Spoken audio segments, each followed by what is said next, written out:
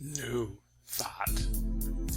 Did you know that in each and every thought there's a chemical reaction to your thoughts? Your thoughts create who you are. They create your habits, your personality, and state of mind. Your subconscious is driving your car in life. Most of us have put the car in remote control. We aren't aware of the power that is keeping us alive. We don't realize that we have a genie within. Each and every thought we have reinforces our views on life. We are a collection of all the thoughts since we were born. We contain the blueprints of all thoughts. Our thoughts are where we stand today. It's kind of amazing. The most of mankind has forgotten the power of thoughts. We never ponder over what we think we become. We haven't put these two and two together. Personally, I think without meditation, mankind can't truly see the forest from the trees. We are so much focused externally that we don't even know about the internal world within. I really don't have to say what happens when the world at large does this. We have been fighting for thousands of years. Many people think that man's nature. Well, it is. If we as a world only focuses externally, need I say more? Did you know that meditation over time will help slow down the mind? Many people have a hard time falling asleep. It's a major problem all over the world. When the faucet of adrenaline can't be turned off and you're in a high beta state of mind, it's difficult to fall asleep. The chemical melatonin can't be released. This chemical is responsible for telling the body to fall asleep. Many people take drugs to put them to sleep. And unfortunately, the drugs will put them to sleep, yet they are extremely harmful and over time causes tremendous damage to the body. Yet, the drug industry is interested in making a profit. Meditation brings one to the awareness of the quantum field. When one meditates, one begins to tune into a field of kindness, love, and compassion.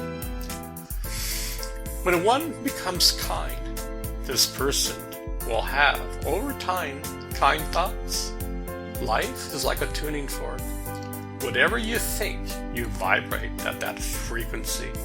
If your thoughts are anger, I can guarantee you will be in a state of anger. You will enforce your anger into your subconscious. Over time, this becomes your habit, and this becomes your personality. Many years ago, I heard the Dalai Lama would go over his entire day when he was going to sleep. He would pay attention and think how he could improve his thoughts and actions. He would ponder over and consciously progress to be a better human being. At that time, I truly didn't understand it and see why it was so important. Years later, I see it as a foundation for humans to transform. If we as a society becomes kind in all areas of life, the world at large would change for the better. So yes, meditation is the key to help transform our thoughts. When one begins to be aware and conscious of the quantum field, the mind slowly begins to transform. This is the ultimate brainwashing. You're learning how to clean the clothes of your mind. This is how true healing takes place. Because we are unconscious, we live our life that is not in harmony. Consequently, our world at large is in chaos. I remember I work for a short time for a company that has a software program for heart surgeons. This program would guide them in certain heart procedures. I remember asking the owner of the company why the healthcare industry didn't promote preventative medicine. His answer was the American public does not want this. They expect doctors to heal them and not to take responsibility for their own health issues. This is how far off we are. A society that doesn't understand and know the quantum field is an immature society. Look at our political system. We want to build a huge wall. The quantum field builds bridges. The quantum field does not judge. The quantum field is never angry. The quantum field does not know about war. Because we are totally out of touch with our true nature. This is where we stand today. New thoughts will arise when humanity becomes to embrace the quantum field. All the wisdom to solve any problem lies in that field of intelligence. You can only think based upon your emotional maturity. The universe will only show and help based upon your awareness in life. The more humanity taps into their true essence, the more our world will transform. In the future, we will see that presently humanity is at a kindergarten state of awareness. We think we are at a high level. We have all these cell phones and think we are so advanced, but we use them for texting while we are driving our cars. We think we are so advanced. Our society thinks the indigenous people aren't civilized, yet they have been in harmony with Mother Earth for thousands of years. We are sawing the branch we are sitting on, and are so smug in thinking we are superior. Our egos have led us astray. Ponder this over. You are a piece of the puzzle.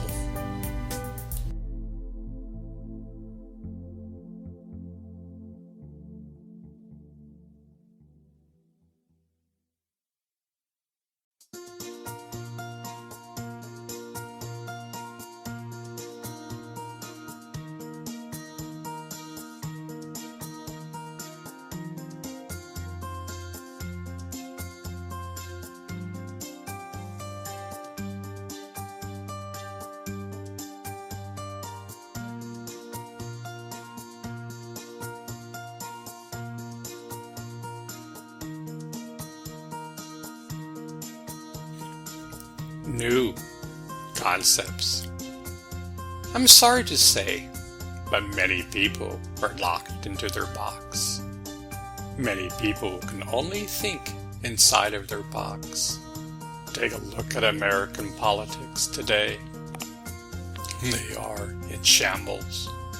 One side can't talk to the other side. Both sides say the other side is to blame. We are locked by our subconscious mind, and we do the same thing over and over again. Our concepts of who we truly are is limited. As a matter of fact, they are archaic. We are so focused externally that we have forgotten our true nature. It's like we can't see the forest from the trees. We must be open to new concepts and ideas in order for society to progress to the next level in the video game of life. Many people get stuck at a certain level in the video game and call that life. They have no idea that you can be aware and conscious of the quantum field. The sun is about ready to come up for humanity. It's been a roller coaster of a ride for thousands of years. War has been going on, it seems like an eternity. Yet, millions of people are waking up from their slumber. A new dawn is occurring for mankind. Man is slowly evolving into a kind man. When humanity understands that we are the universe, incredible transformations will occur on this planet. You see, with greater transformations come new concepts and ideas are being developed and implemented on this planet. Take, for example, kindness. Many people think that kindness is weak, yet the entire foundation of the universe is kind. Slowly, over time, kindness will manifest in all areas of life. Take a look at politics today. The way politicians campaign today is to slander their opponent. We have politicians today who mock anyone who has a different point of view. Both sides of the party only vote on the issues that support their party. When true kindness comes into the picture, people no longer will support anyone who is not kind to their opponent. They may have different points of view, yet kindness allows a person to see through the other person's eyes. Kindness leads to love and compassion. Kindness allows a person to think outside of the box. Kindness can solve any problem on earth. Every problem has a solution. If you are stuck in your belief system, you will not be open to a practical solution, even if it's staring you in the face. For example, the quantum field is all around. You are the universe. You just don't know it. Humanity must learn how to think outside of the box. We must learn how to be tolerant for all. Light is winning the battle against darkness. Darkness is the absence of light. Currently, we are seeing chaos all around the world. Darkness has nowhere to hide. New concepts and ideas are being presented all around the world. Millions of people are looking at life's problems and thinking how to solve the problem on Earth. Each one of us holds an individual piece of the puzzle. What good would a puzzle be if the entire puzzle was put together, yet your piece was missing? Ponder this over. Learn to think outside of the box. Go beyond your comfort zone in life.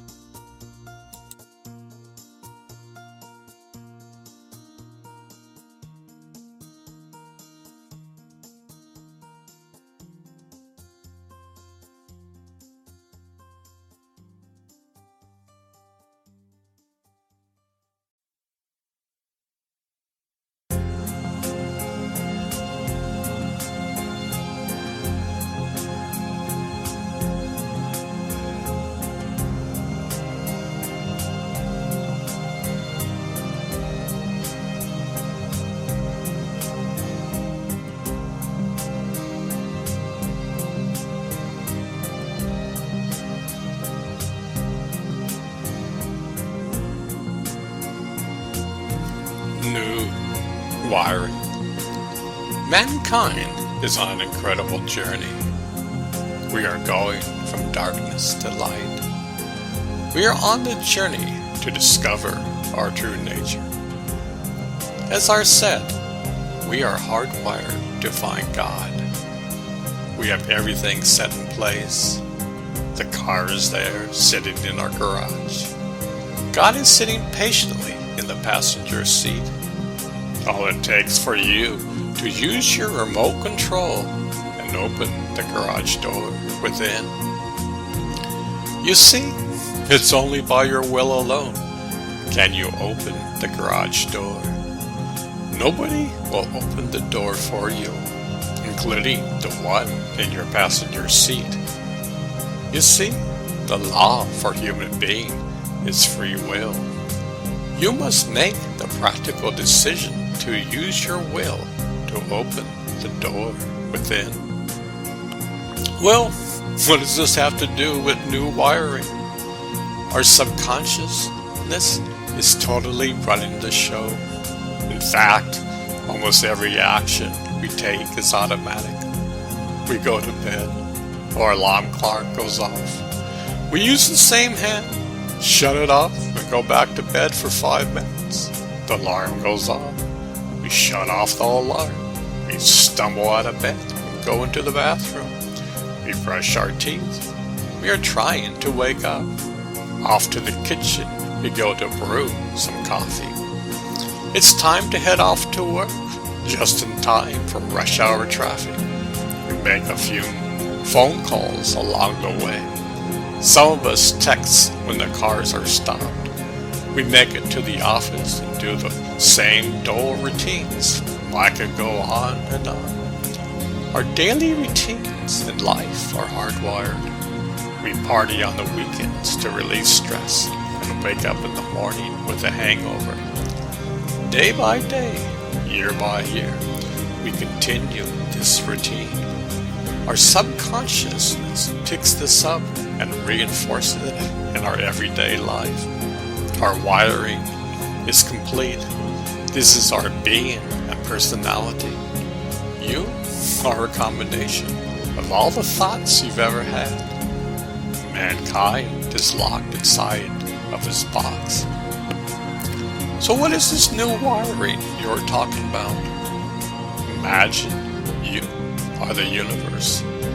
You just don't know it.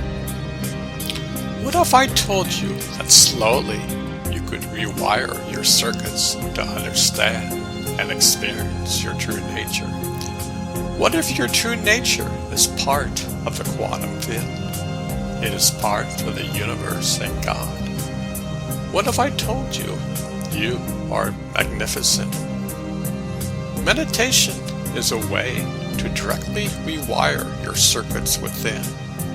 It is a way to slowly reprogram your subconscious. You are a computer program for your subconsciousness. You have the capability to totally transform and change into a butterfly. I have said this before, the mind is like a tuning fork. Whatever it focuses on, it will vibrate at that level. Meditation allows one to tap into the quantum field, which is infinite love, kindness, compassion, and tolerance. These are just a few traits. The more one meditates, these traits are rewired into our circuits and create a new wiring within. One learns to stop, look, and listen in life. Every moment a person makes a conscious decision to act and to be aware. This leads to a proactive human being instead of a reactive being whose leaves is blowing in the wind. One learns over time to be in the center of the hurricane instead of the 150 miles per hour of the winds of the mind. Our world at large is totally stressed out. Yet a person who meditates slowly learns to be in the center of the hurricane. Yes, this takes time and effort. But with the same time and effort it takes to be angry and pissed off in the world is the same time and effort it takes to be a kinder person. Everything takes time and effort. Mystics have talked about this for thousands of years, to go outside of your box. They have talked about the human body is designed to experience God within. Many people try to use affirmations to program directly to our subconscious. Only when a person learns how to dive deeper into meditation will this work. Imagine from 0 to 7 years old, everything that came before you, the good, bad, and ugly, was directly stored in your subconscious. Your brain waves were in a theta state. From 7 on, the waking state is in beta. Your subconsciousness is totally online. Over 90% of your actions are dictated by your subconsciousness. For so many people on this planet, they live lives that are totally stressed out. Their brainwaves are in high beta. No matter what affirmations they say, they can't rewire and reprogram their subconsciousness. Only by learning how to meditate and learning how to go into more coherent brainwave states can one learn to reprogram the subconsciousness. These are exciting times. There is a marriage between science and spirituality.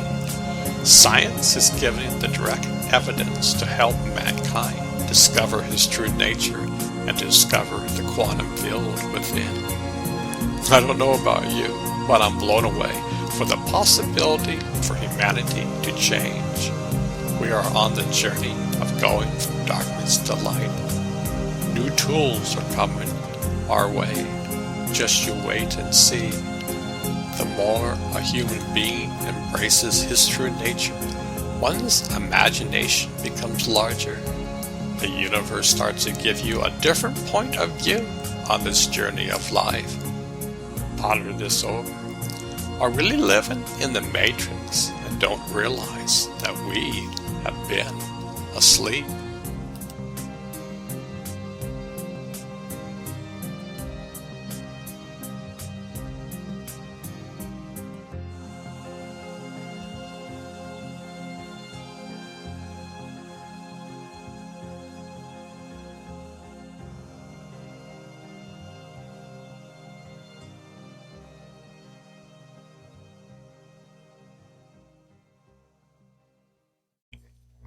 New personality. Your personality is driven by your subconscious. Over time, one cements into a subconscious all the thoughts, feelings, and emotions. Our daily habits contribute to mostly form our subconscious. In order to change and reprogram ourselves, we must become conscious and aware. We are like the snake shedding a new skin. In order to change, we must develop a new personality. This requires great courage. We're learning how to drop the old and embrace the new. Why do humans resist change? Even if they know it would be beneficial to them, we resist it. We love our comfort zone, even if it's making us miserable. Strange, isn't it? Many people would rather wallow in their misery than overcome their problems and have a better life. What kind of personality can I become? At the simplest level, how about one who is kind in all circumstances? In midst of adversity, one would simply smile.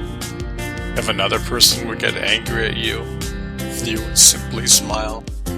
It takes two to tango. Kindness will not participate in putting gasoline on the fire. How about learning to see through the other person's eyes? You could see his point of view. You would actually listen to what the other person is saying.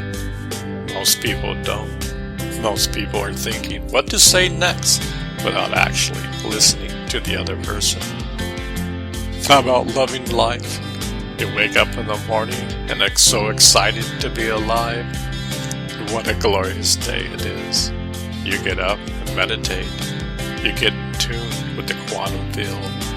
Your mind, body, and soul gets filled up with love, kindness, and compassion. You are in sync with the universe. Your will is focused on love. Your mind is your friend. You have sweet thoughts throughout the day. You become a kind man. Incredible synchronicities occur daily. You love humanity. Each and every moment you're living in harmony. One loves to be in nature. Gaia, Mother of Earth, is by your side. She knows your name, and you know that. You're living once again in perfect harmony with her. Each person discovers her gifts to help solve the world's problems. With each problem, a solution lies. One begins to acquire incredible wisdom. This is part of your true nature. You are in harmony with the universe. Exciting times are ahead of us. We're becoming a new human. humans learn over time to directly reprogram ourselves. We discover we are our own personal genie. In the past, our genie would work behind the scenes, and we would be oblivious to it. Mankind slowly learns that through his will, he can learn how to reprogram his life. Someday in the future, this will be taught in schools through the world. Science and religion are merging. Many new fields will open up. The higher our society advances, the more harmony will be discovered. Mankind will discover that war is obsolete. The bickering and fighting will stop when we can directly experience the thread that ties us all together. We are going from me to we. This is how the world changes when we see the unity fall. These are exciting times. The news mostly shows the chaos, yet millions of good deeds are happening all around the world. Yet, it takes effort and conviction. But every time you get out of bed, it takes effort. Why not just reprogram yourself and discover your true nature? Imagine a hidden gold mine exists inside, and we search throughout the four corners of the earth to find it. One can spend lifetimes trying to discover it. It's a joke when one realizes that it's been there all the time inside of you. Mystics have been saying that for thousands of years. You're learning to become a mystic. You don't have to give up your life. In fact, you must embrace life. Ponder this over. Exciting times are ahead of us.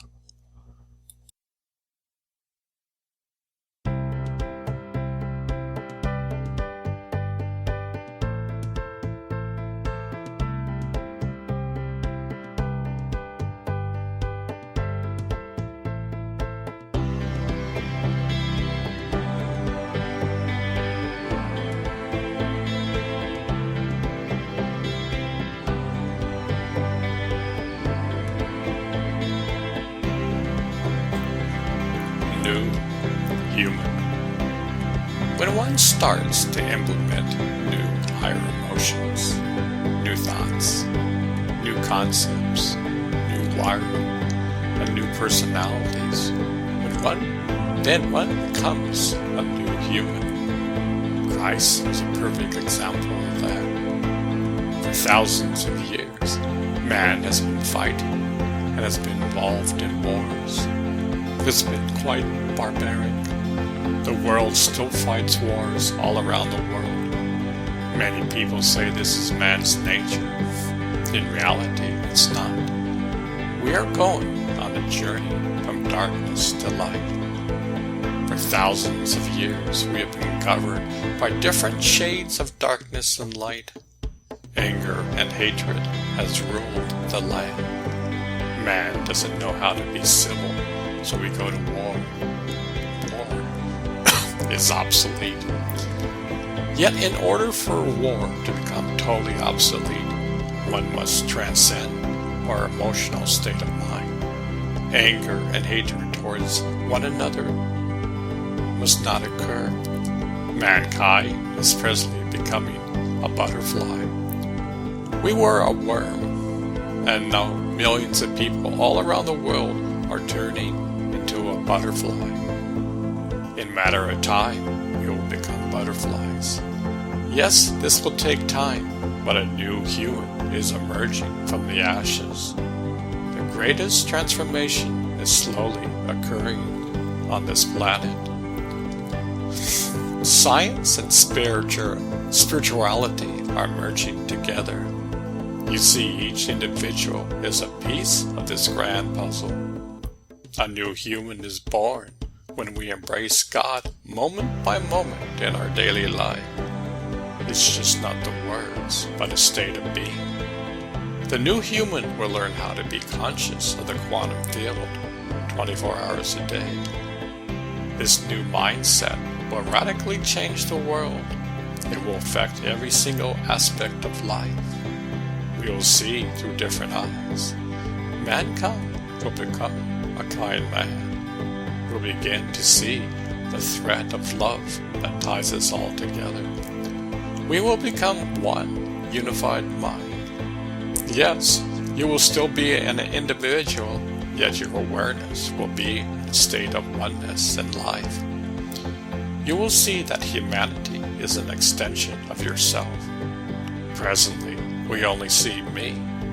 We are going on a journey from me to we. I know. I hope this excites you. This is not a fairy tale. It may take millions of years. You see, the sun is arising. There's no doubt about that. Mankind is waking up from its slumber. I really believe that mankind can change for the better. In each and every day, people are waking up. In the past, the mystic path was out of reach for the common person. Presently, people are seeing easy and practical ways to morph and change into a brand new way of seeing life. All the mumbo-jumbo is taken out. This does not change the experience of the quantum field. Nothing is taken away, yet people now can practice simple techniques to directly connect to God. I feel all the help in the universe is here. By our will alone, we can ask for help in our daily life. We are not alone. Yet in order to experience this, we must open the door within. Humanity must learn how to rewire ourselves. Humanity must change and be open to greater adventures in life. We are seeing where man's present state of mind is and the consequences that occurs. Just look at the politics today. We are totally divided, yet the new human will totally transform and leave all darkness behind. You see, when one totally embraces the quantum field, darkness can't exist. Darkness is the absence of life. Someday in the future, we will look back at the present and we will say, what an incredible roller coaster ride that was. What an incredible journey. This is the greatest story ever told. We are on the verge of blowing ourselves up through nuclear war, yet we took a leap into changing ourselves. The consciousness of man knew deep down inside that we could overcome our petty differences and become united. Not every civilization ends this way. Some have totally destroyed themselves. A new dawning is occurring for mankind. Just you wait and see.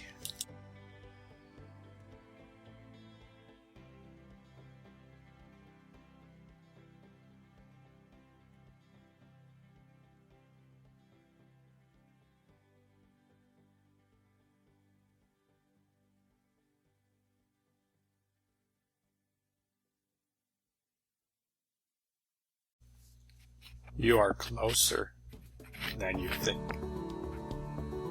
Close your eyes. Focus on gratitude and love.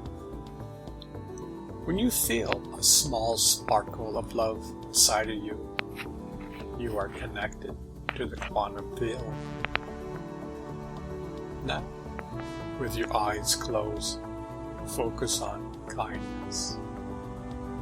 When you feel yourself experiencing kindness, you are connected to the quantum field. How about peace? Concentrate on peace. When you feel peace inside of you, you are connected to the quantum field. How about compassion? Concentrate on compassion. When you feel compassion inside of you, you are connected to the quantum field. You see, you are closer than you think. This is not some abstract object. This is the real you. Yet, this is just the tip of the iceberg. The more you pay attention to something, the more aware you become. The more attention you pay to your true nature, the more aware you become of it. And this is just a simple fact. We think that love, kindness, and compassion get triggered by external events. These emotions are our true nature. We have just forgotten. And any time we can connect to our true selves. Meditation is the way to discover our true nature. Imagine in the beginning when you closed your eyes, it was like taking a sponge bath. Imagine in time that by practicing meditation, you can jump into the infinite ocean of love, kindness, and compassion. How would that change your outlook on life? All problems that you would have seem so insignificant. Presently, most of us are stressed out. We can hardly wait for the weekend. Yet imagine that meditation leads one from being stressed out to a place where one loves life. One wakes up every morning and is happy to be alive. When one truly begins to, moment by moment, be aware of the quantum, one's life is totally transformed. Truly, it's impossible to explain it, but we'll keep on trying. For me, signposts are all around us and inside of us. We live such a busy life that we are oblivious of it. We have all these incredible emotions that are our true nature, yet we don't realize how incredible they are. It's like we experience these emotions randomly in our life. It's like falling in love with someone. We fall in love and think that the other person is responsible for it. As easily we fall in love, we fall out of love. Thousands of people get divorced. Meditation reveals that the infinite ocean of love exists inside of you. This path reveals your true nature. This path shows you how to be a proactive being. We are not leaves blowing into the wind. We can be in the center of the hurricane. What does this mean practically? It means that we know how to live beyond a beta state of mind. What does that mean? It means you won't be totally stressed out. It means that you can laugh at life. It means your adrenaline is not out of control and can't be turned off. It means that you start to live in harmony and your health will increase. One learns to talk to the body when the body starts talking to you. There's an incredible harmony between the mind, body, and soul. Your mind becomes your friend. In our society, millions of people have addictions, and the mind causes such pain in people's lives. I believe that the world's problems can be totally solved when the world at large embraces the quantum field. All practical solutions exist inside of the field. The more humanity will embrace this field, which by the way is our true nature, the faster the world will be a better place. Isn't it amazing that man has fought for thousands of years? Many people say this is our true nature. If we were created by God, do you think this is our true nature? It doesn't make sense. Yes, this is the journey of going from darkness to light. I completely agree with that.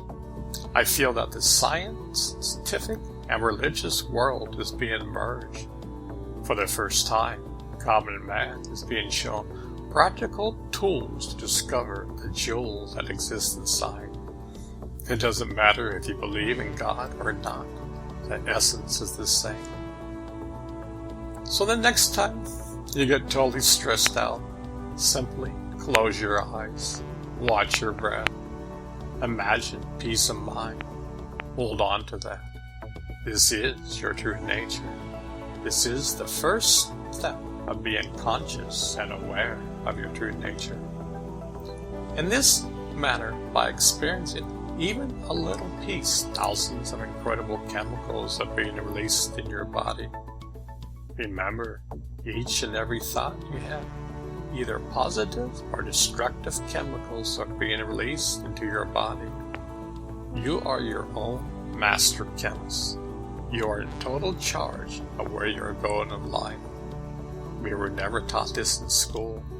It's so obvious, and science has proven that thoughts create chemicals which create emotions. You can't separate the mind from the body. I don't know about you, but I'm completely fascinated by this.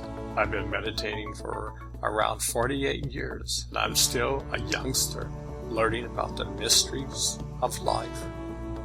I am completely blown away.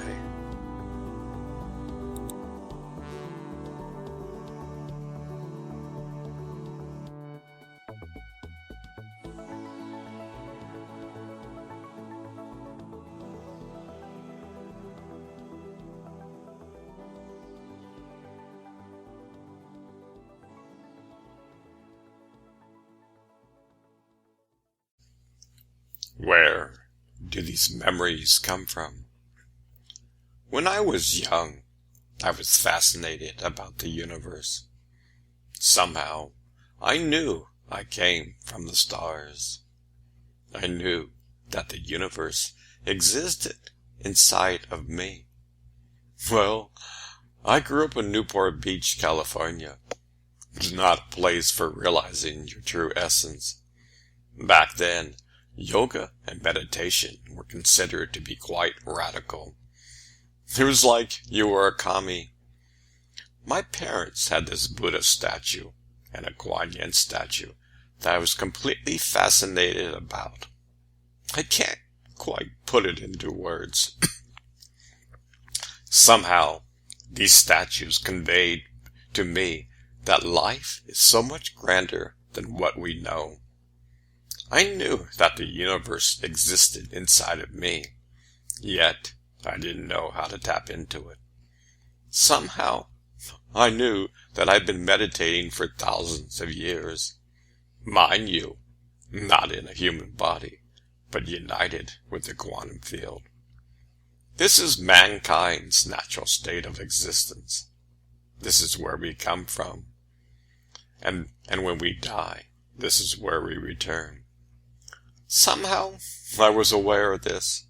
Inside our DNA lies all our memories from the past, present, and future. I know that may seem absurd, yet quantum theory clearly is thinking outside of our three-dimensional box. The following is a lecture I attended in Arizona on May 7, 1987. Many of my questions were answered.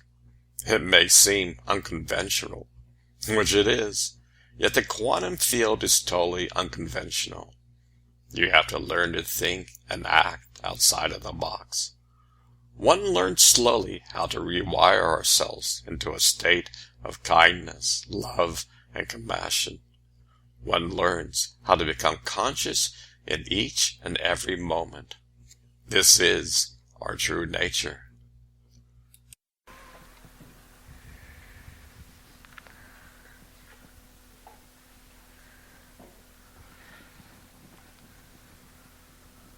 Do you love your mouth? Yes.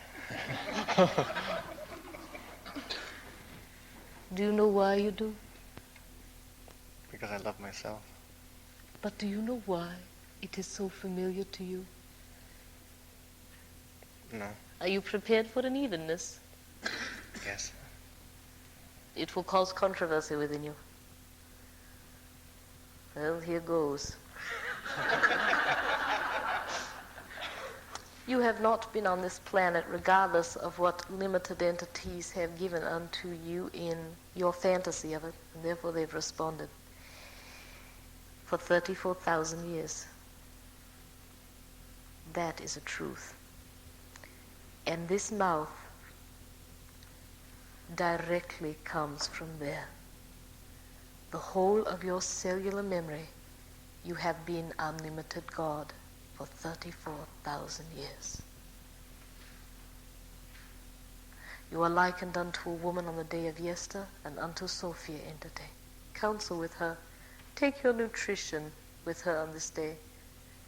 It will be a great saving grace for you. You brought it here because you loved them. This is the cellular memory of 34,000 years ago.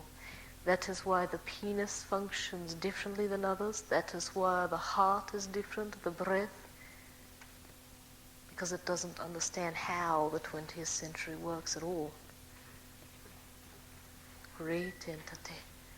We shall do much together, you and I. So be it.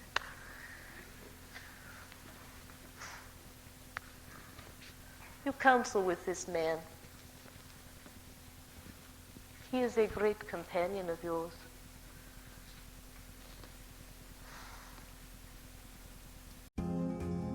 Mindfulness. This is the dictionary definition of mindfulness. The quality, the state of being conscious or aware of something. Their mindfulness of the wider cinematic tradition. A mental state achieved by focusing one's awareness on the present moment while calmly acknowledging and accepting one's feelings, thoughts, and body sensations, used as a therapeutic technique. I remember in the early 2000s I went to Phoenix, Arizona for a business trip. Back then, I was working for Charles Schwab. There were probably around a couple of thousand employees attending the conference. One day of the conference, they had some classes that you could choose to attend. One of them was mindfulness. To be honest, at that time, I heard of this Buddhist term, yet I never understood its meaning. It was a great lecture. I was amazed that Charles Schwab even would present this topic. Since then, mindfulness has hit the mainstream. It's kind of a buzzword right now. You see it on commercials on TV for selling products. But what is mindfulness? According to the dictionary definition, a mental state achieved by focusing one's awareness on the present moment while calmly acknowledging and accepting one's feelings, thoughts, and body sensations, used as a therapeutic technique. Let's break this down a little. A mental state achieved by focusing one's awareness on the present moment. How do you focus your awareness on the present moment? What is the present moment? Does mankind ever truly connect to the present moment? Just think, in the quantum field, it is beyond time and space. Past, present, and future are one. The Buddhists have been studying mindfulness for thousands of years. They have been known to tap into the quantum field for thousands of years. Mind you, they didn't call it the quantum field. They might have called it enlightenment or a state of nirvana. I remember about 15 years ago, I read this incredible Buddhist book called Crystal Clear. This book talked about the various stages of enlightenment. Now this could be a rumor. I can't prove it, but the Buddhist has some doubts to release this book to the public. This was utmost sacred knowledge. They decided to release it because the techniques were so simple. They involve concentrating on your breath. Mind you, this is an ancient technique used in meditating practices all around the world. But have we ever pondered what is the power behind the breath that is keeping you and the universe alive? The universe is conscious. I'm sure you think I'm a broken record when I say you are the universe. You just don't know it. But that's the truth. When a person begins to learn how to meditate on his breath, transformation starts to occur in the mind, body, and soul connection. One is tapping into the quantum field. Mindfulness is a state of bringing that inner awareness into the present state of mind. It's very subtle in the beginning. Mind you, your circuits are slowly being rewired. I often say that in the beginning, you meditate on God. At some point in time, God begins to meditate on you. You see, the more attention you put on something, the more attention is focused back to you. Mindfulness is a state of being in the quantum field, moment by moment. There are probably an infinite amount of stages of mindfulness. Let's dive deeper into this definition. A mental state achieved by focusing one's awareness on the present moment while calmly acknowledging and accepting one's feelings, thoughts, and body sensations, used as a therapeutic technique. Meditation is a stepping stone to calmly acknowledge and accepting one's feelings, thoughts, and body sensations. This is where we can truly rewire the body and mind. When one is directly connected to the quantum field, one's emotions are of bliss, love, kindness, compassion, and gratitude. There are probably an infinite amount of positive emotions which we aren't even aware of. Just think, in this state, thousands of positive chemicals are being released into your body. Moment by moment in meditation, one has the opportunity to rewire our mind-body connections to be in harmony with the quantum field. Every person on Earth is hardwired for this. In order for this to happen, we must be aware. This is what the whole book is about. Our subconsciousness is 95% running the show. No wonder we have so many problems in the world today. Mindfulness is a way out of this solution. You could say a being like the Christ or Buddha learned how to be in perfect harmony with the quantum field. Yes, they didn't call it that back then. They used different terminology. The essence is the same. This is just the tip of the iceberg on this discussion. Ponder this over.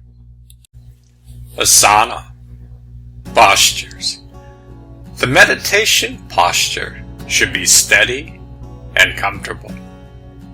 Yoga Sutras. Asana is a posture that one can hold for a period of time. Stay relaxed, steady, comfortable, and motionless. The Yoga Sutra does not list any specific asana.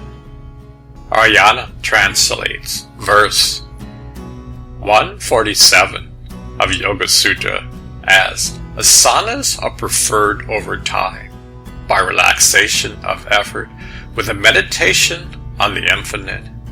This combination and practice stops the quivering of the body.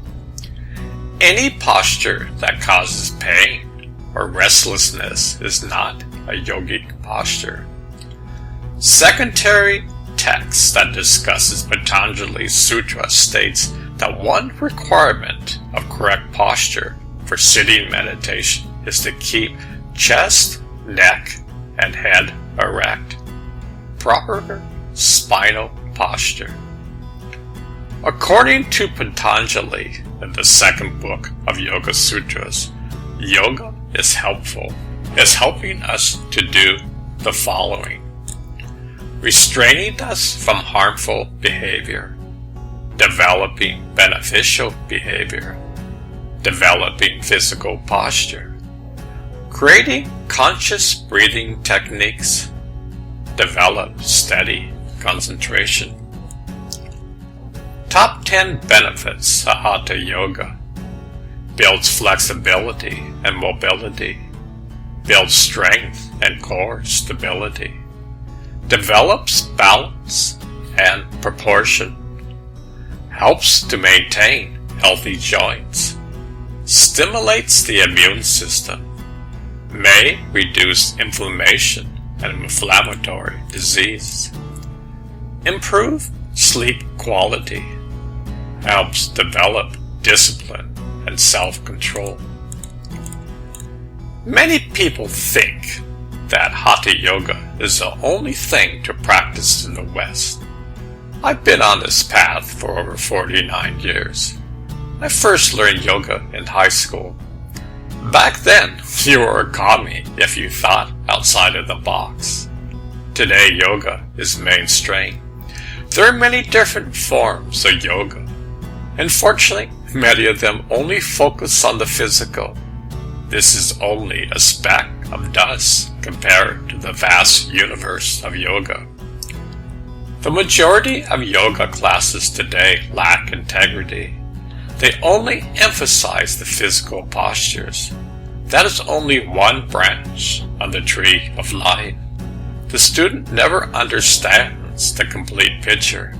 They were never allowed to know that the postures are only a small piece of the pie.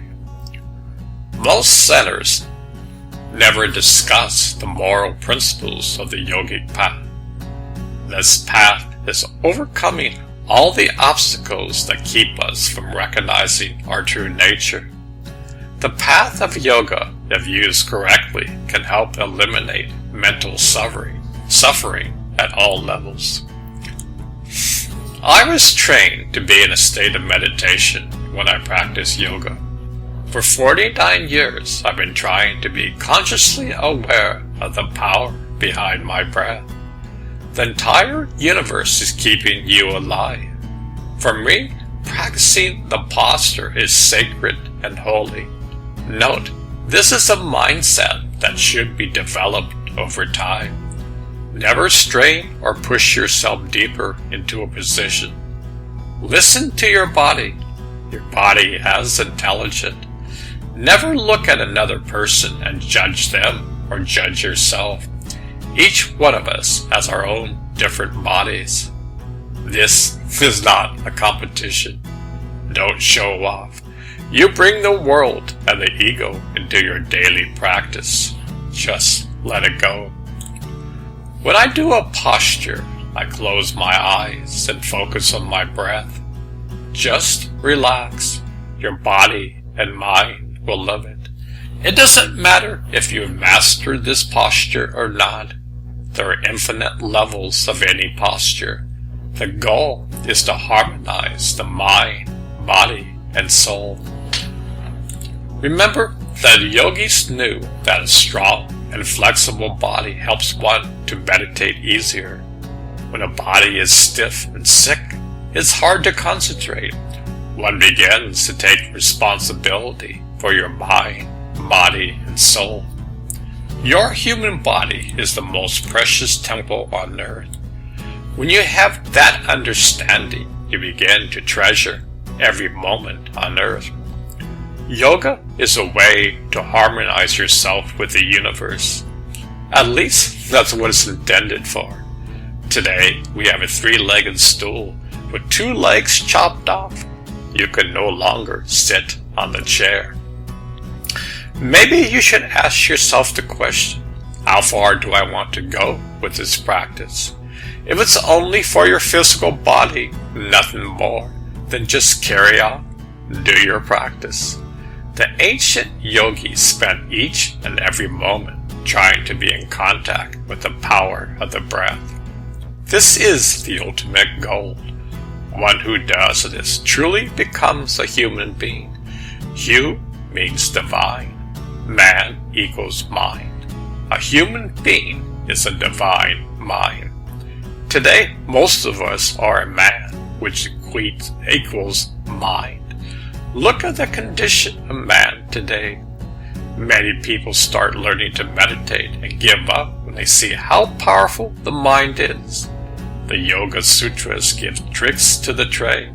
They provide guidance in all areas of your life. They are a blueprint for discovering your true nature.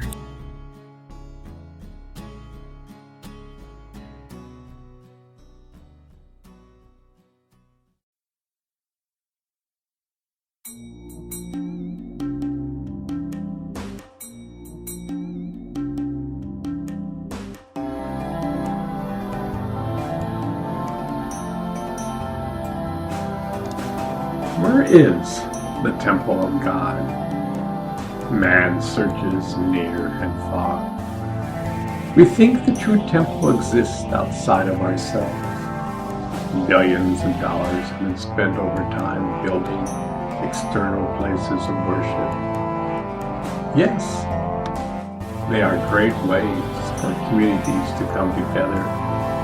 But where does God reside? God resides everywhere. God resides in this universe and beyond. There's not a single space in the universe where God does not exist. Yet man, at times, is looking in the wrong place. The great masters of old said that the great temple lies in your heart. Is that a paradox? Man has spent his entire life searching for God, and the whole time the answer lies within. I see some irony in this picture, yet we have been told many different stories. Some of them were true, and some of them made up. Some of them were meant to control you and make you feel bad. But the journey of the heart begins when you realize that God exists inside of you. This is your true place of worship. Now, I'm not saying change your religion. God, in essence, is no religion. Keep your religion. You will see the true beauty of your religion. When you discover God within, you will see the unity of all religions. There is a thread of love tying us all together. This is our true state. God wants us to discover our true nature. When mankind does this, peace will be on earth. War is obsolete. The universe does not fight itself. God does not fight itself. Only man fights. This is an old way of thinking. Humanity can change. The temple of God lies inside. You can discover it. Moment by moment, your awareness can be on God. Ponder this over. A great awakening is taking place. You have a piece of this puzzle.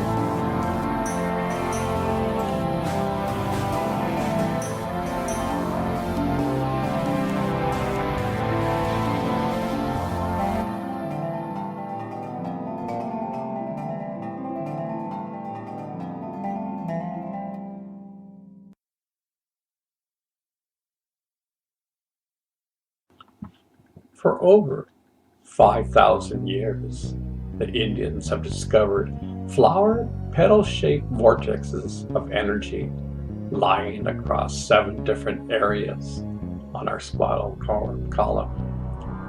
These chakras are definitely directly connected to the endocrine system of glands. These chakras are responsible for distributing energy through the body. When there is a blockage, disease will occur. In our next chapter, we will talk about the Chinese discoverer of meridians. I won't go through the specifics of each chakra. Here's a general overview of each one. The following information came from color-meanings.com. The root chakra. The Sanskrit word for this chakra is Muladhara chakra. Mul means root. The chakra colors associated with the root chakra is red. The root chakra defines our relationships to earth. It impacts our vitality, passion, and survival instincts. The red chakra colors are also indicative of our need for logic and order, physical strength, and sexuality, as well as the fight or flight response when faced with danger. The sense of smell in the human body is connected to the root chakra. The gland to which the root chakra is affected is the gonads. The sacred chakra. The chakra colors associated with the sacral chakra is orange. This chakra relates to the water element in the human body. The chakra colors are orange, which impacts sexuality, reproductive function, joy, desire, and even creativity, compassion for others. The sense of taste is associated with the sacral chakra. Glands and organs impacted by this chakra include the lymphatic system, female reproductive organs, large intestine, pelvis, and bladder. The solar plexus chakra. The Sanskrit words for this chakra is Manipura chakra, which literally translates to city of jewels.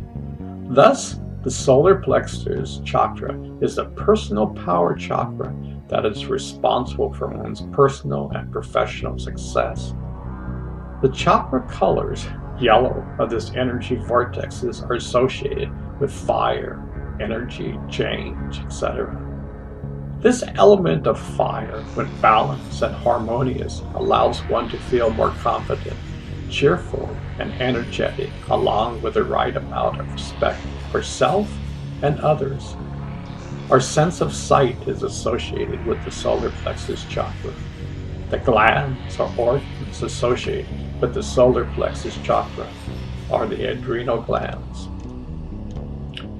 The heart chakra. Anahata chakra, or the heart chakra, is associated with the chakra colors green. This chakra influences our relationships and has the air element. A weak heart chakra is responsible for sabotaging the relationships through distress, anger, and envy, etc. The sense of touch is impacted by the heart chakra, and the glands connected to it are the thymus and lymph. The throat chakra. The Vishuddha chakra refers to our true voice. As the name suggests, the throat chakra, with its chakra colors blue, is associated with the ability to communicate, listen, etc. The glands to which the throat chakra is attached are the esophagus, ears, throat, thyroid, jaws, teeth, and neck vertebrae. The etheric element of the throat chakra, when balanced, allows an individual to have pleasant voice, artistic abilities, expressive ways, and also ability to be in a higher place spiritually. The individuals with a balanced throat chakra are able to meditate well and use their energy efficiently and artistically. The third eye chakra, the Anja chakra, literally translates to center of knowing or monitoring.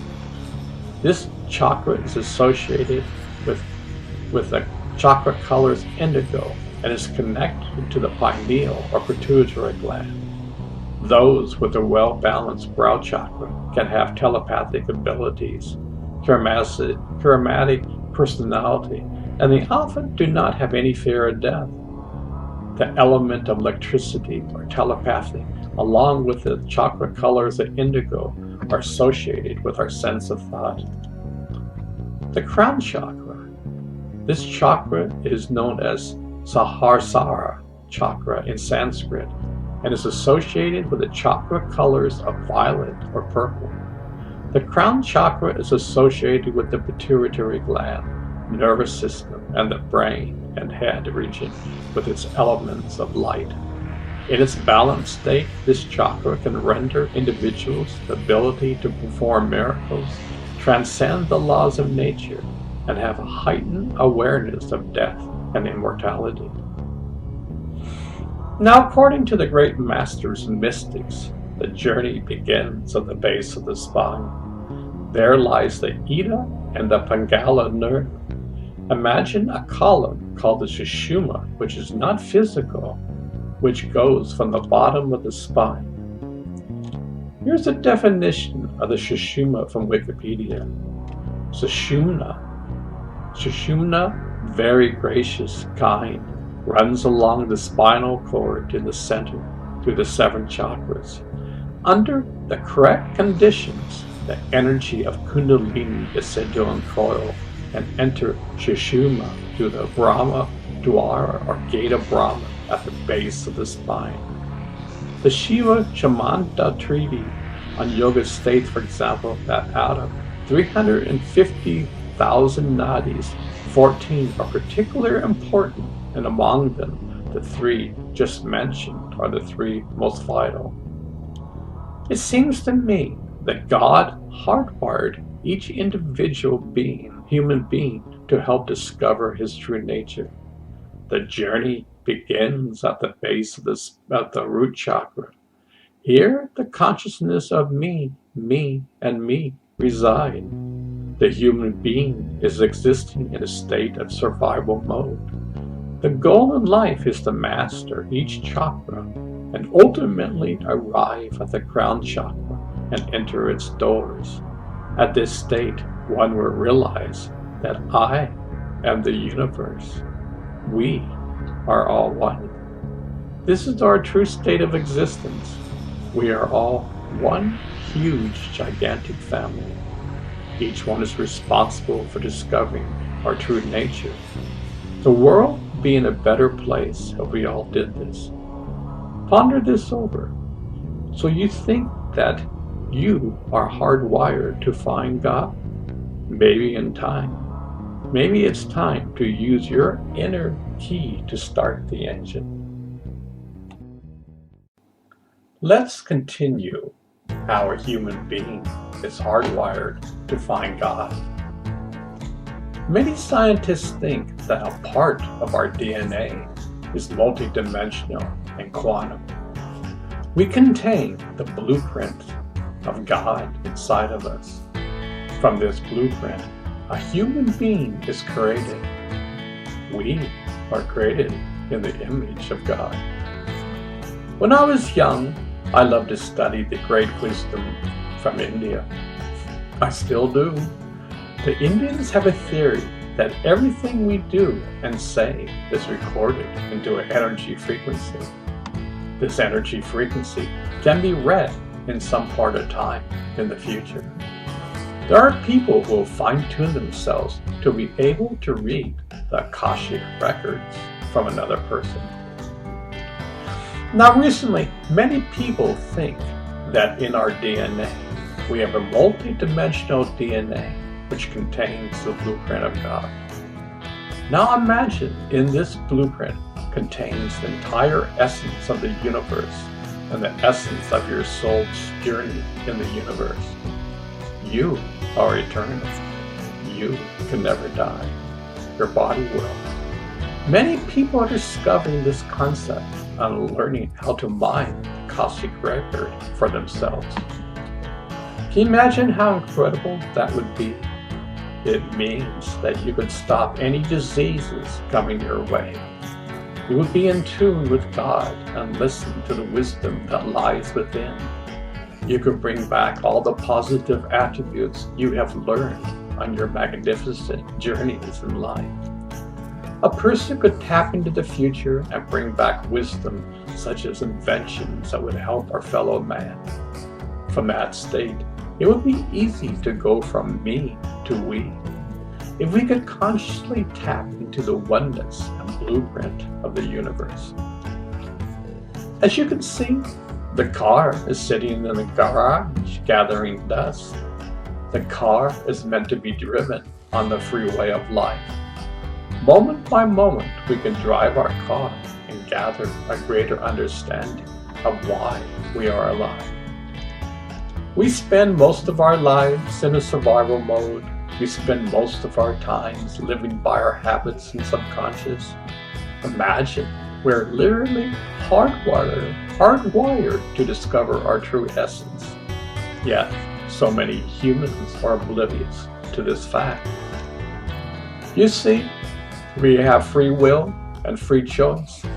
The entire universe lives by this law. At times I think, well, maybe human beings shouldn't have free choice and we would come into this world and never forget our true nature. Peace would always prevail on earth. Anger and war would not exist. Heaven would be on earth. Yet, Life is a grand adventure. We come into this world to discover our true nature and to help transform this world from darkness to light. It's a cosmic game. This isn't the first time this game has been played. For time immemorial, this game has been played through the universe and countless other universes. The entire universe is watching us and cheering for us. They are rooting us on. We have incredible coaches that help and assist us. Yet, they can't take a single step for us. You see, each of us has to play the game without any steps taken by another being. These are exciting times. We as humanity is going from me to we for thousands of years because of thinking. It's all about me. We have fought countless wars. We're living in an era where this is changing right before our eyes. Ponder this over. You are hardwired to discover God. You contain within your DNA the blueprint of God.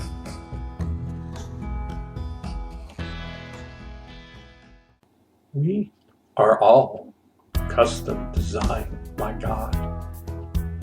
Yesterday, I heard an interesting interview with Bruce Lipton. He is a scientist and has a fascinating story to tell. He wasn't interested in God, religion, or anything spiritual. His passion was science and biology. He was studying the structure of cells. One day, he discovered that our cells have antennas embedded on the surface of the cells. We have trillions of cells, and each cell had this antenna. He thought to himself, mind you, I'm paraphrasing what he said. He asked himself, what are these antennas for? For what purpose do we have for them? In the real world, he thought of a TV set. You have an antenna which receives signals from a broadcast. You can change the channel and a different TV program will appear on the screen. At this point, it gets extremely interesting. Somehow, he has an epiphany that our awareness and consciousness is being broadcast from God or the quantum field. Each one of us has unique signatures. He realized that the body will die, yet our essence is always the same. We can never die. Our essence is eternal. To his amazement, he discovered that God exists inside of us. The treasures exist inside. We are hardwired to discover the universe within. Imagine how this took place within 5 minutes. From that point on, his goal was to discover his true nature. The clues are there in plain sight. Bruce then, as a scientist, began to use the lab within to discover his true nature.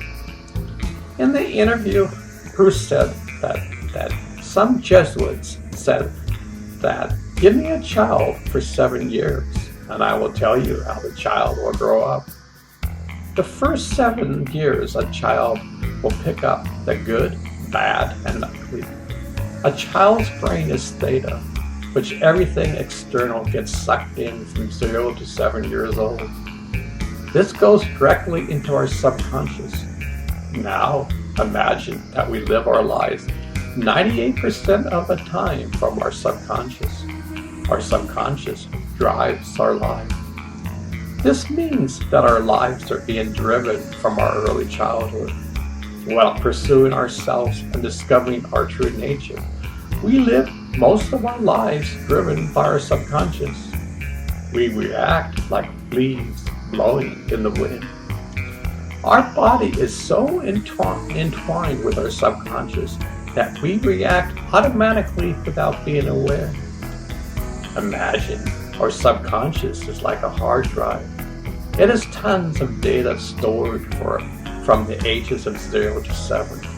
When an event occurs, the subconscious will go, instantly to the hard drive and it knows how to react.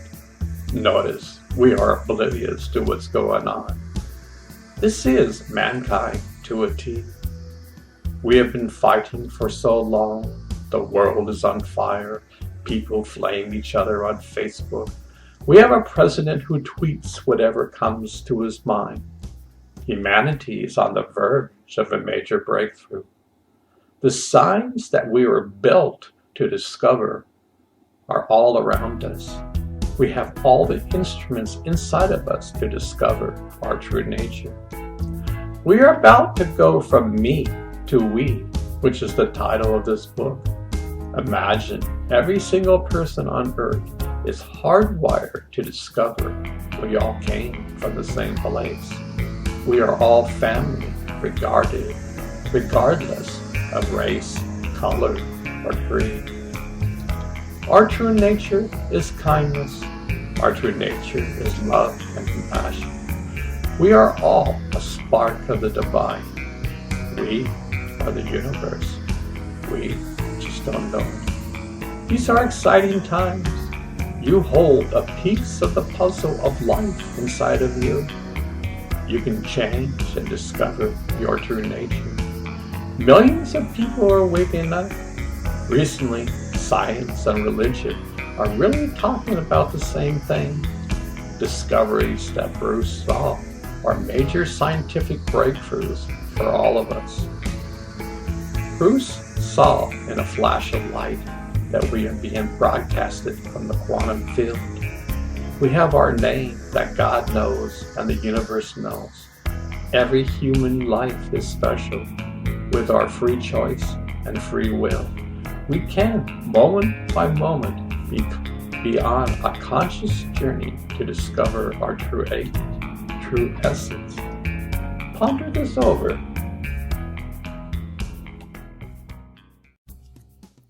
Endocrine System. The following information came from Wikipedia.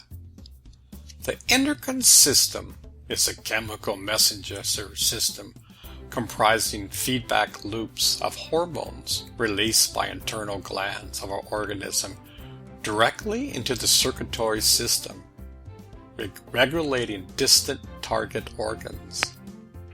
Our hormone is any of a class of signaling molecules produced by glands and multicellular organisms that are transported by the circular system to target distant organs to regulate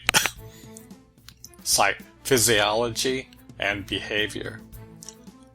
Hormones have diverse chemical structures, mainly of three classes: steroids, and amino acid protein derivatives, amines, peptides, and proteins. The gland that secretes hormones comprise the endocrine systems. Hormones are used to communicate between organs and tissues for psychological regulation and behavior activities such as digestion, metabolism, respiration, tissue function, sensory perception, sleep, excretion, lactation, stress, growth and development, movement, reproduction, and mood. Hormones affect distant cells by binding to specific receptor proteins in the target cell, resulting in change in cell function. This may lead to cell-type specific responses that include rapid changes to the activity of existing proteins or slower changes in the expression of target genes. Amino acid hormones, amines, and peptides or protein hormones are water-soluble and act on the surface of target cells via signal transduction pathways. Steroid hormones, being lipid-soluble, move through the plasma membranes of target cells to act within their nuclei. Endocrine glands are glands of the endocrine system that secrete their products, hormones, directly into interstitial spaces and then absorbed into blood rather than through a duct. The major glands of the endocrine system include the pineal gland, pituitary gland, pancreas, ovaries, testes, thyroid gland, and parathyroid gland, hypothalamus, and adrenal glands. The hypothalamus and pituitary glands are neuroendocrine organs. The hypothalamus gland. The hypothalamus is a portion of the brain that contains a number of small nuclei with a variety of functions. One of the most important functions of the hypothalamus is to link the nervous system into the endocrine system via the pituitary gland. The hypothalamus is located below the thalamus and is part of the limbic system. In the terminology of neuroanatomy, it forms the ventral part of the diencephalon. All vertebrate brains contain a hypothalamus. In humans, it is the size of an almond. The hypothalamus is responsible for the regulation of certain metabolic processes and other activities of the autonomic nervous system. It synthesizes and secretes certain neuromorphines called releasing hormones or hypothalamic hormones, and those in turn stimulate or inhibit the secretion of hormones from the pituitary gland. The hypothalamus controls body temperature, hunger, important aspects of parenting and attachment behaviors, thirst, fatigue, sleep, and circadian rhythms. Pituitary gland. The pituitary gland is a pea-sized gland that sits in protective bony enclosure called the cilia turcica, Turkish chair saddle. It is comprised of 3 lobes, the anterior, intermediate, and posterior lobes. In many animals, these lobes are distinct. However, in humans, the intermediate lobe is but a few cell layers thick and indistinct. As a result, it is often considered as part of the anterior pituitary. In all animals, the fleshy, glandular, anterior pituitary is distinct from the neural composition of the posterior pituitary. Pineal gland. The pineal gland is a small endocrine gland in the brain of most vertebrates. The pineal gland produces melatonin, a serotonin-derived hormone which modulates sleep patterns in both circadian and seasonal cycles. The shape of the gland resembles a pine cone from which it derives its name. The pineal gland is located in the epithelial thalamus near the center of the brain, between the 2 hemispheres tucked in a groove where the 2 valves of the thalamus join. The pineal gland is one of the neuroendocrine secretory circumventricular organs that are not part of the blood-brain barrier. Nearly all vertebrate species possess a pineal gland. The results of various scientific research in evolution biology, comparative neuroanatomy, and neurophysiology has explained the phylogeny of the pineal gland in different vertebrate species. From the point of view of biological evolution, the pineal gland represents a kind of atrophied photoreceptor. In the epithalamus of some species of amphibians and reptiles is linked to a light-sensitive organ, also known as the partial eye, which is also called the pineal eye or third eye. René Descartes believed the human pineal gland to be the principal seat of the soul. Academic philosophy among his contemporaries considered the pineal gland as a neuroanatomical structure without special metaphysical qualities. Science studied it as one of the major endocrine glands among many. 17th century philosopher and scientist René Descartes was highly interested in anatomy and physiology. He discussed the pineal gland both in his first book, The Tristes of Man, written before 1637, and his last book, The Passions of the Soul, and he regarded it as the principal seat of the soul and the place in which our thoughts are formed. In the Tristes of Man, Descartes described conceptual models of man, namely creatures created by God, which consist of two ingredients, a body and a soul. In the Passions, Descartes split man into a body and a soul, and emphasized that the soul is joined to the whole body by a certain very small gland situated in the middle of the brain substance and suspended above the passage through which the spirits in the brain anterior cavities communicate with those in its posterior cavities. In the late 19th century, Madame Blavatsky, who founded Theosophy, identified the pineal gland with the Hindu concept of the third eye, or the Anja chakra. This association is still popular today. Rick Strassman, an author and clinical associate professor of psychiatry at the University of New Mexico School of Medicine, has theorized that the human pineal gland is capable of producing the hallucinogenic drug DMT under certain circumstances. In 2013, he and researchers first reported DMT in the pineal gland of rodents. Thyroid gland.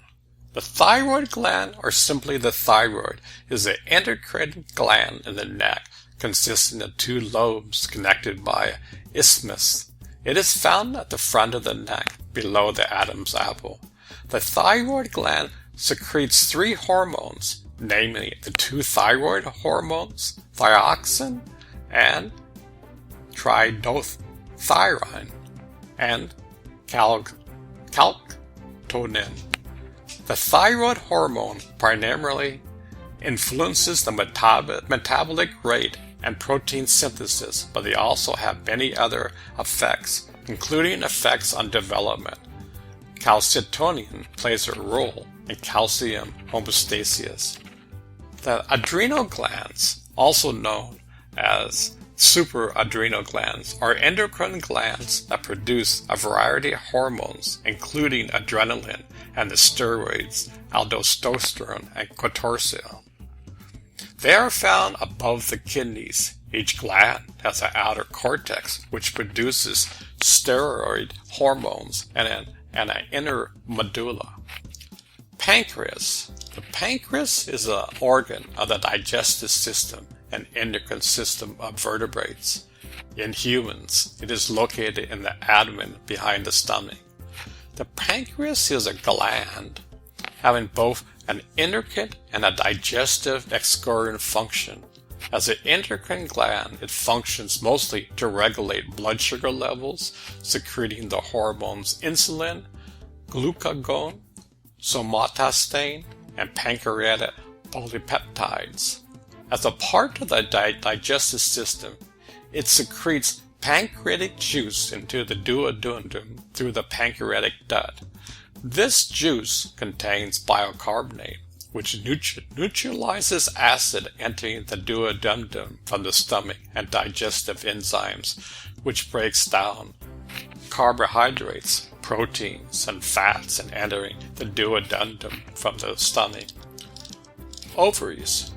The ovary is an organ found in the female reproductive system that produces an ovum. When released, this travels down the fallopian tube into the uterus, where it becomes fertilized by our sperm. There is an ovary, from Latin ovium, meaning egg, nut, found on the left and right side of the body. The ovaries also secrete hormones that play in the menstrual cycle and fertility. The ovary progress through many stages, beginning in the prenatal period through menopause. It is an endocrine gland because of the various hormones that it secretes. Testes.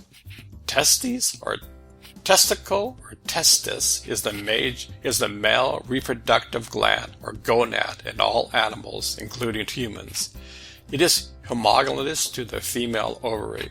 The function of the testes are to produce both sperm and androgens, primarily testosterone. Testosterone released is controlled by the anterior pituitary luteinizing hormone, whereas sperm production is controlled by the anterior pituitary follicle stimulating hormone and gonad, testosterone.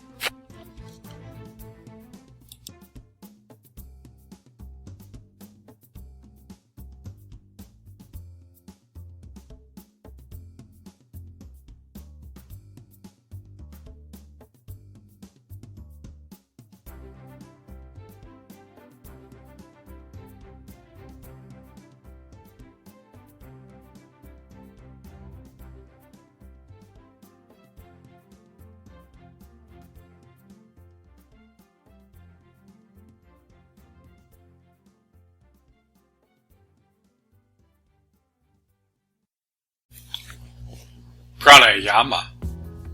Alternate nostril breathing. One form of pranayama. Pranayama is the control of the breath, from the Sanskrit prana, breath, and avana, restraint. After a desired posture has been achieved, the verses recommend pranayama, the practice of consciously regulating the breath inhalation, the full pause, exhalation, and the empty pause. This is done in several ways, such as by inhaling and then suspending exhalation for a period, exhaling and then suspending inhalation for a period, by slowing the inhalation and exhalation, or by consciously changing the timing and length of the breath, deep, short breathing. Most Westerners don't breathe properly. Just think, the moment we take our first breath to the moment we take our last breath, there is a power that is keeping us alive. Yet the majority of mankind is not aware of it. In fact, we are completely oblivious to it. Due to the stress in our life, we have forgotten how to breathe properly. If you want to observe incredible breathing, watch a newborn. They naturally practice deep or diaphragmatic breathing by using the diaphragm, a muscle under the lungs, to pull air into the lungs. Visually, you see the belly expand and chest rise as they inhale through the nose and into the lungs. As they exhale, the belly contracts. For many people, this kind of breathing is no longer instinctive. Instead, many of us have become shallow chest or thoracic breathers, inhaling through our mouths, holding our breath and taking in less air. Over time, our breathing patterns have shifted as a reaction to environmental stressors like temperature, pollution, noise, and other kinds of anxiety. Cultural expectations, including the desire to have a flat stomach, encourage holding our breath and sucking in our stomachs, further tighten our muscles. When we breathe in a shallow way, the body remains in a cyclical state of stress. Our stress causing shallow breathing, and our shallow breathing causing stress. This sets off the sympathetic nervous system, the branch of the autonomic nervous system that prides us for activity and response. Shallow breathing doesn't just make stress a response. It makes stress a habit our bodies and therefore our minds are locked into, says John Lockridge, an apprentice integrative breathwork facilitator in Brooklyn, New York. My personal advice before one begins this practice is to, before you begin, to make sure you are breathing properly. If you're still breathing through your chest or your mouth, spend 3 weeks learning how to breathe properly. I would advise anyone to spend 3 weeks meditating and focusing on their breath. Do this from this moment on. This is the key to life. Without this, your practice won't take you far. There is a power that is keeping you alive. Behind your breath lies the keys to life. So what does this breathing exercises do? There are 72,000 nadis, or energy channels, in the human body. The following is a passage from Sadhguru. Sadhguru, within the spine, if you know its physical construction, you will know there are 2 holes on either side of the spine, which are like conduit pipes for all the nerves to pass. This is the Ida and the Pingala, the left and right channels. In the Prana Mashkoshka, or the energy body, there are 72,000 nadis. The 72,000 nadis spring from 3 basic nadis, the left, the right, and the central, the Ida, Pingala, and Sashima. The word nadi does not mean nerve. Nadis are pathways or channels of prana in the system. These 72,000 nadis don't have a physical manifestation. In this sense, if you cut your body and look in, you will not find them. But as you become more aware, you will notice the energy is not moving at random. It is moving in established pathways. There are 72,000 different ways in which that energy or prana moves. The Pingala is the right or masculine energy channel. The Ida is the left or feminine energy channel. Starting from the left nostril, there are 36,000 nadis or energy channels. Starting from the right nostril, there are 36,000 nadis or energy channels. Pranayama is a breathing exercise that cleanses the Ida and the Pingala. This exercise will help balance the mind and body. When the breath gets calm, the mind and body will get calm. One begins to enter into a state of calmness and being in harmony with the mind, body, and soul connection. How to do alternate nostril breathing. Sit in a comfortable position with the spine long and the hips relaxed. Release any tension from your jaw. Close your eyes. Place your left hand on your left knee with the palm face upward, or in the chin mudra by pressing the index finger and thumb together. Place the tip of the index finger and middle finger of the right hand in between the eyebrows with the ring finger and little fingers on the left nostril, and the thumb on the right nostril. Use the ring finger and little finger to open and close the left nostril, and use the thumb for the right nostril. On an exhalation, close the right nostril with your thumb and breathe out through the left nostril. Breathe in through the left nostril and then close with the ring finger. Release the thumb on the right nostril and breathe out through the right nostril. Inhale through the right nostril. Close with the thumb. Release the ring finger from the left side and exhale through the left nostril. These 2 full breaths are called 1 round of alternate nostril breath. Perform 5 to 9 rounds of this alternating breath between the nostrils. Remember to always inhale through the same nostril you just exhaled through. There are many variations of this technique. Some hold their breath between breaths. Mind you should never use force. Breathe naturally. Over time, the breath will be sweet and calm.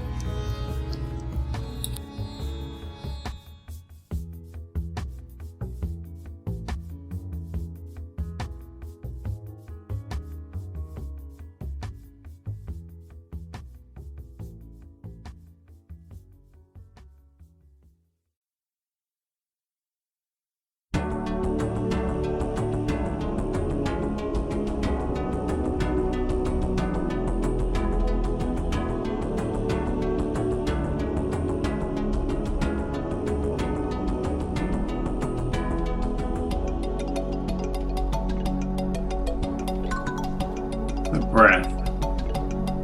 It's kind of sad. The majority of mankind takes the breath for granted. Yes, we breathe in and breathe out. That's so common to us. We do this in each and every moment. What could be more common? We all breathe. Yet behind our breath is a power that keeps the entire universe alive. You are the universe. You just don't know. The power behind your breath is keeping you alive. You have the potential to connect to this source. In essence, this is your true nature. Many of the great masters taught this. They taught to meditate upon your breath. It takes baby steps. At first, you may not seem to feel or see anything. Have patience. The mind is like a tuning fork. It takes time to tune in to the frequencies of life. This frequency is pure love. Day by day, simply follow your breath.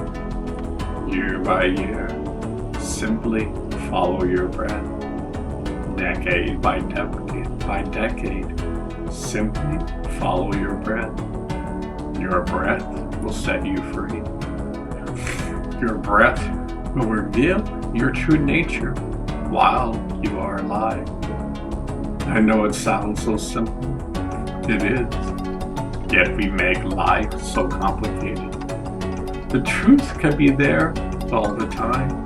Yet we are trained to look outside of ourselves. The jewel has always been hidden under our pillow. This is where God hides, inside of you. This is the greatest hide-and-seek game.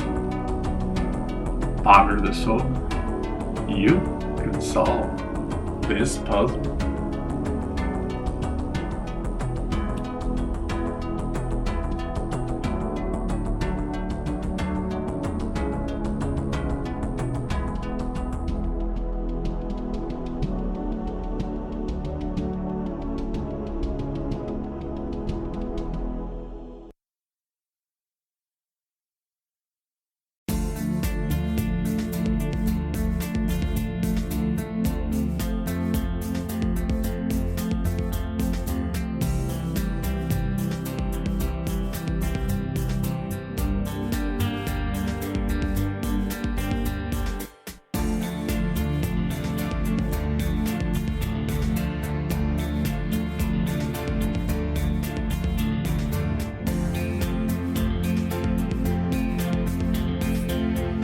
Breathing through your mouth.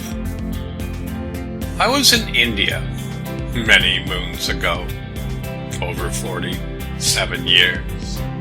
I remember hearing people talk about the various kinds of breaths. In our Vedic lore, breathing through your mouth is the kiss of death. Our breath is a complicated system. Scientists are just beginning to study the effects of breathing. They have found out when a person starts to breathe through the mouth, the fight or flight syndrome takes over. What does that mean? It means your body is being flooded with over 1,500 different chemicals. Many of these in a short term is beneficial. Yet, For many Americans, the faucet can't be shut off. Reinforce the situation by improper breathing. In the East, this has been known for thousands of years. This is why the foundation for so many meditation practices is the breath. They understand the practical mechanics of breathing through the nose. There's life force within that is keeping you and the universe alive. Our Western day understanding for the general public is lacking. I say common sense is uncommon because our lifestyles don't reflect it. We are totally off balance. No wonder we have all our ailments today. Ponder this over.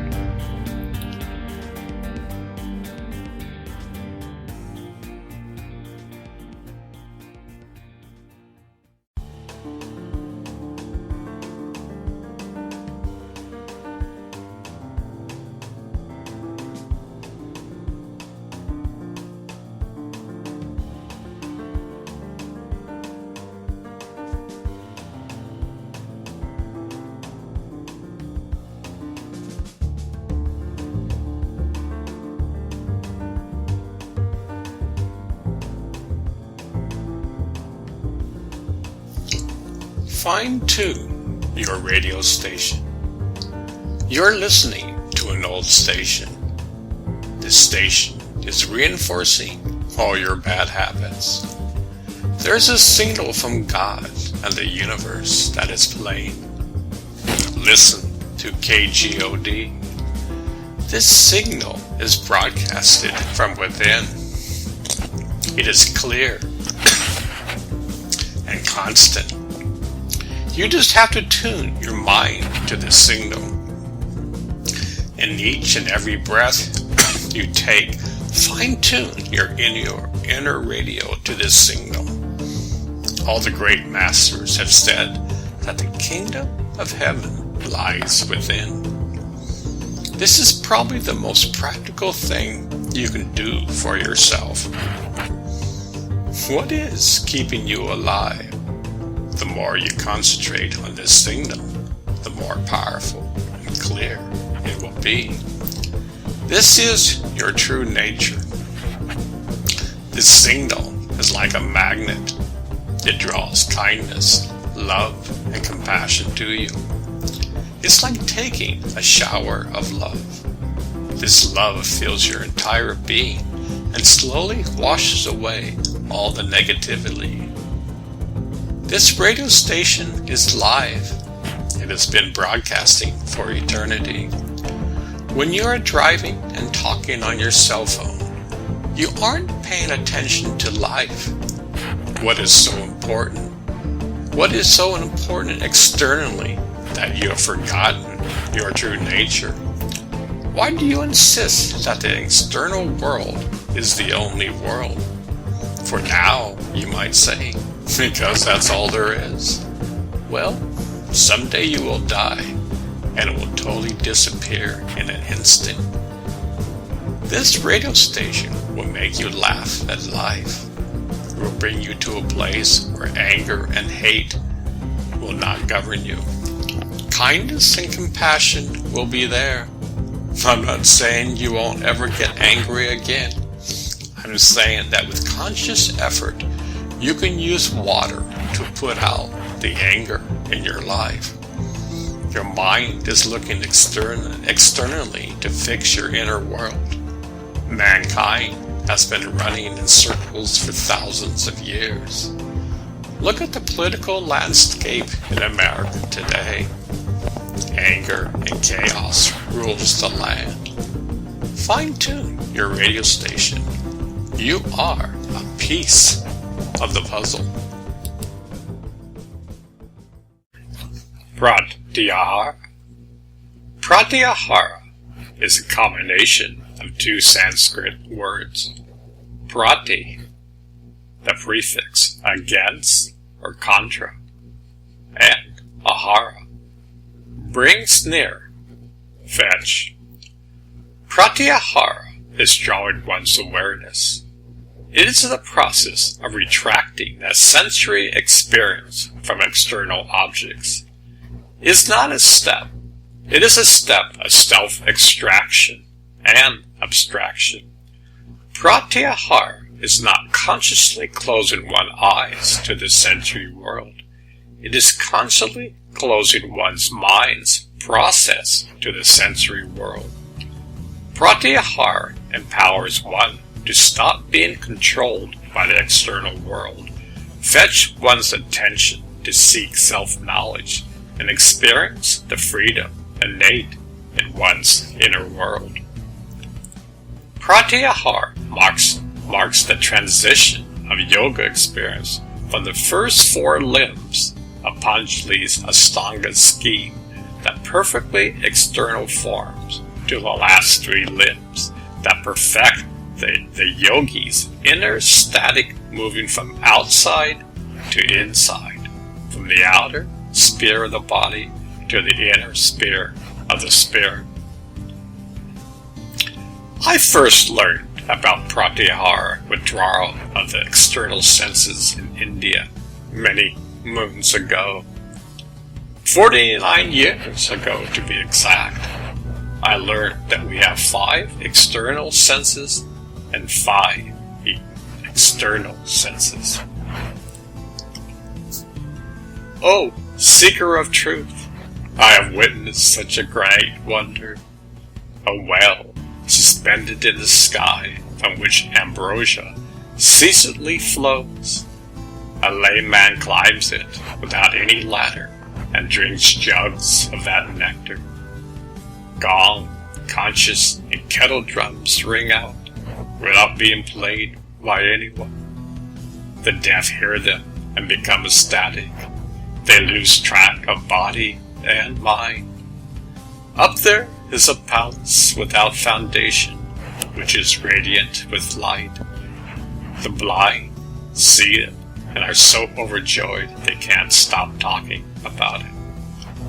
In that place, a person dies, yet continues to live and has strength without eating food. Brahmanan says that only a rare soul can understand his tale. By closing down the external senses, one begins to develop the internal senses. This is the doorway to discover your true nature. A wise man understands this. One begins to cultivate the inner senses. One begins to realize one's true nature.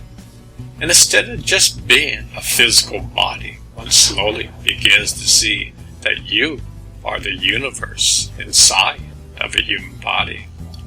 One begins to see the harmony in all things. Most people's senses are always external. We think happiness exists outside of ourselves. Therefore, we chase the carrot on the stick. Our happiness is dependent on the external, which always changes. Therefore, our happiness will come and go. That is the nature of things. Everything comes and goes. Just think, you are the universe. You just don't know it. Yet every night, when you go into the deep sleep, you go back to the source. You just aren't aware of it. The more one meditates and consciously withdraws the external senses, one will advance on the journey of life. It's ironic that the human body is wired and has the software for discovering the jewel within. It's been there the entire time since you were born. Yet it is enigmatic and foreign to us. Most humans refuse to even recognize it. Don't go there. I don't want to hear about this. Don't tell me what to do. You're trying to convert me. Look, there's nothing to convert to. This is your true nature. A wise man learns there are infinite levels of withdrawing the external senses. We are always fine-tuning the guitar of life. We can never rest on our laurels. In fact, thinking you have laurels won't take you very far on this journey of life. one must become humble and in harmony with life. The sun in the sky doesn't boast and say, "Worship me. Without me, you wouldn't be alive." The sun in the sky just shines. The more one withdraws the external senses, one becomes to be in harmony with life. The ego must be left behind. There are safety mechanisms set into place. The ego can take you so far, and then it reaches a wall and can't go further. Only a child at heart can enter the kingdom of heaven. Remember, you are the piece of this puzzle. Discover your true nature. Learn how to meditate and withdraw your external senses.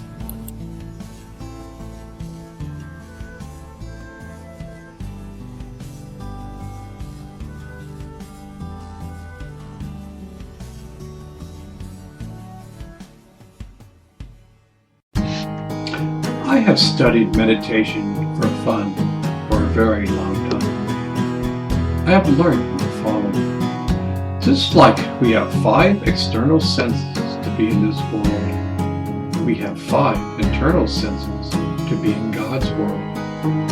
The kingdom of heaven is within.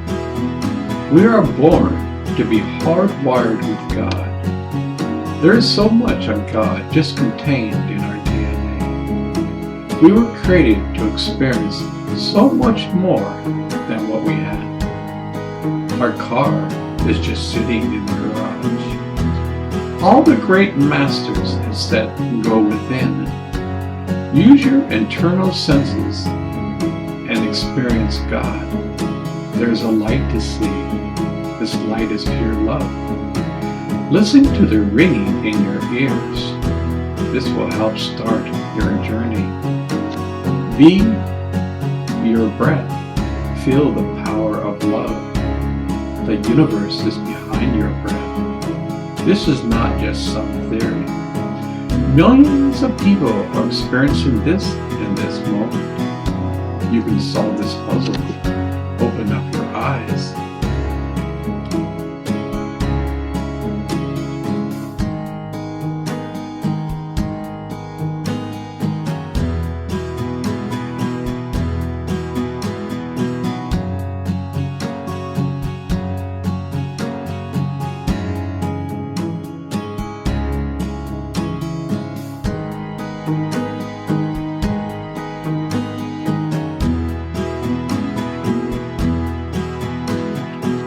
I don't know why people pass this up.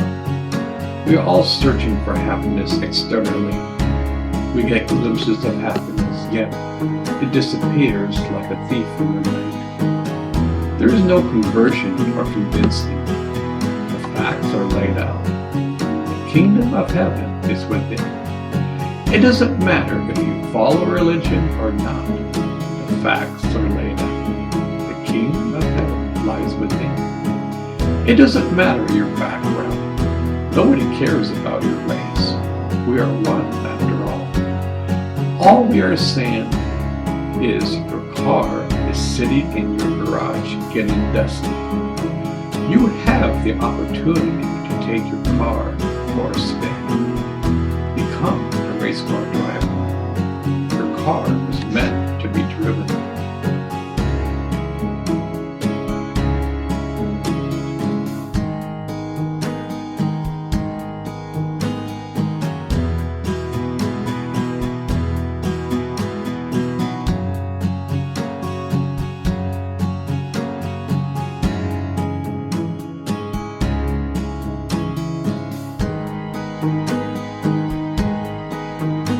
There are signposts of God everywhere.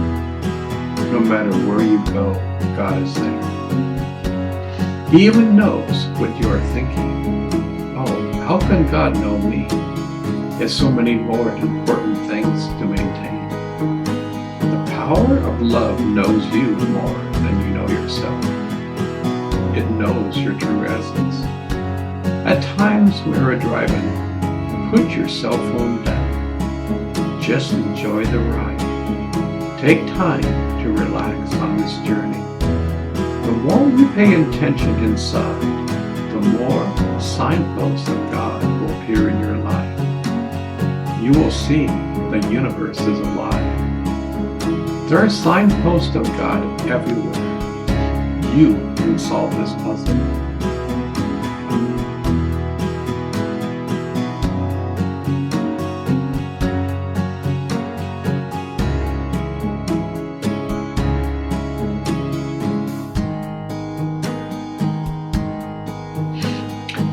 It's time for a new act. Mankind has been acting for a very long time. It seems we have been performing for a very long time. It's like the record we are playing is always repeating itself. War, war, and war. Anger, anger, and anger. For centuries, we have played the same track. It's time for a new track. Let's drop these old energies forever. Let's embrace peace, love, and tolerance. Be kind. Be thoughtful towards your fellow man. Learn from your mistakes. There is a new way to act within this divine play. Discover your new role. Become one with it. Perfect it. You will have solved your piece of the puzzle. One by one, peace will be unearthed.